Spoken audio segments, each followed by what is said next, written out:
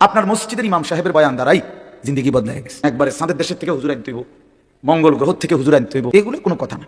আল্লাহর কথা যিনিই বলে, ছোট হোক বড় হোক, স্থানীয় হোক দূরের হোক, আল্লাহর কথা যিনিই বলে তিনি দাম, যখনই বলে তখনই দাম। জোহরের পরে বললেও দামি, আসরের পরে বললো, রাত 10টা বাজলে উনি প্রধান বক্তা আর 8টা বাজে উনি বিশেষ বক্তা। এটা কোরআনের কোনায় কথা বুঝছেন না? মাগরিবের পরে বয়ান করলে উনি সামান্য বক্তা, আর রাত যত সাফে গভীর হয় তত তিনি বড় বক্তা। এটার কোনো যুক্তিসঙ্গত কোনো ইয়ে আছে, কারণ আছে? এটা কোনো বিষয় না।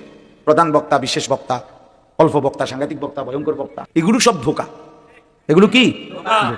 আমি আজকে যেমন আজকে জোহরের পরে বয়ান করছি চাঁদপুর, আসরের 8 টাইম পর্যন্ত, মা এশার নামাজের পরে বয়ান করছি নাঙ্গলকোট, লাকসামের ওরও আরো এদিকে। আমার একটা বিশেষ কারণে আমি ওখানে যাইতে হয়েছি, এই কারণে আমার এখানে দেরি হয়েছে। আমার এটা আগের নেওয়া মাহফিল, আব্দুল বাতেন ভাই বহু আগে দাওয়াত দিয়েছে, কিন্তু ওইখানে আমি এতটা বড় মাপের বুজুর্গ আলেম আমারে আবদার করছে হাতে ধরে, আমি না যাইয়া পারি। খুব কষ্ট করে আমি গেছি, মানে বহুত কষ্টে উড়াই আসছি। আপনি সারাটা দিন পথে পথে, সারাদিন। এই যে বললাম বিষয়টা অর্থ হইল, তাহলে এখন আমি আসরের আগে যে বয়ান করলাম তখন আমি কি বক্তা, বুঝেন নাই? এসার পর যে বয়ান করলাম তখন এই সময় আমি কি বক্তা, অন আমি কি বক্তা, এটি বুঝি কথা। এই সময় আমি অল্প কুদ্দুর বক্তা, অনসাংঘাতিক বক্তা, এটা কোনো কথা না। আল্লাহর কথা যখনই আল্লাহর কথা বলতে থাকা, ফজরের পরে, জোহরের পরে, কখনো 10 মিনিট, কখনো 1 ঘন্টা, যতক্ষণ বলা যায় বললেই লাভ, খুললেই লাভ, জবান খুললেই লাভ, আল্লাহকে ডাকলেই লাভ, আল্লাহকে ডাকলেই লাভ।